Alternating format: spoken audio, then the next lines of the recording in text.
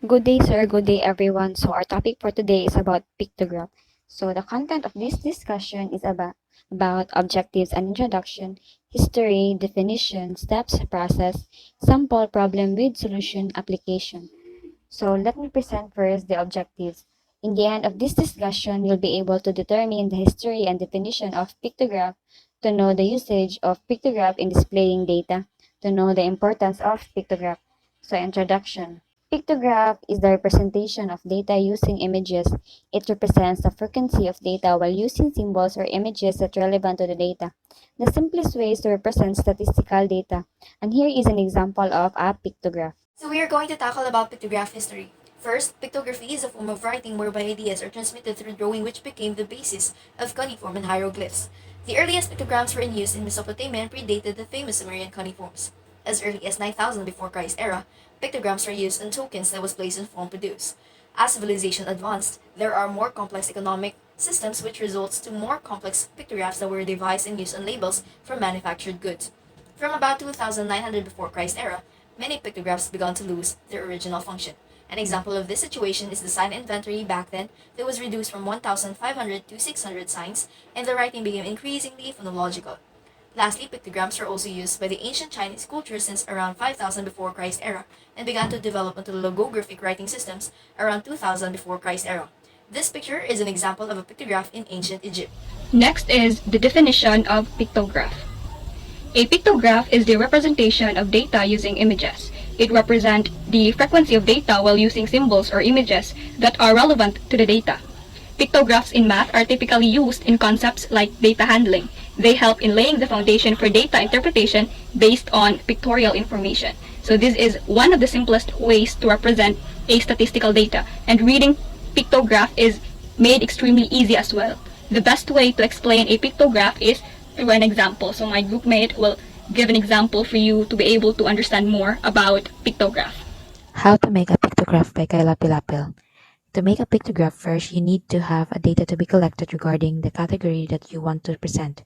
This is done through conducting surveys, interviews, experimentations, and observations. Next is choose a symbol or picture that accurately represents the data. The symbol must be clear, recognizable, and should be self-explanatory. For example, our data is about the number of apples sold. If you use a symbol of basketball to represent the apples, it will be confusing. Sign a key. Some data have high frequency and one symbol can represent one frequency. You must set a numerical value that one symbol will represent. Draw a pictograph as a final step. Make two columns to show the data and the type. If the frequency is not a whole number, remember that the symbol can also be drawn as fractions.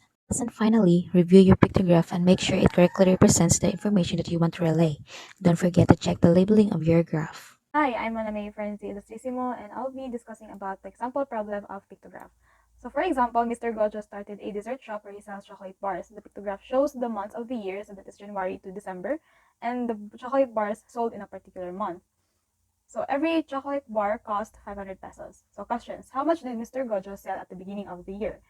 Second, in which month or months were the maximum number of chocolate bars sold and the minimum number of chocolate bars sold?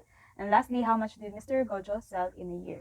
And for the solution, we have here 3 questions to answer. Number 1. How much did Mr. Gojo sell at the beginning of the year?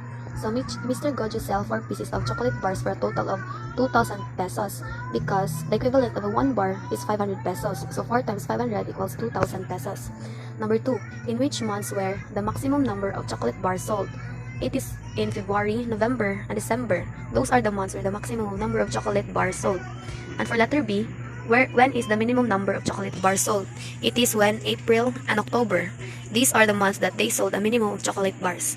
And for the last question, how much did Mr. Gojo sell in a year? Mr. Gojo sold 41 pieces of chocolate bars in a year for a total of 20,500 pesos. They sold 41 pieces times 500 equals to 20,500. That's all. So let's proceed to general application of pictograph. So when you need to summarize data in a way that a management or company will understand, pictograph is the tool to use. Pictograph gives you the resources you need to present data in an innovative, eye-catching way.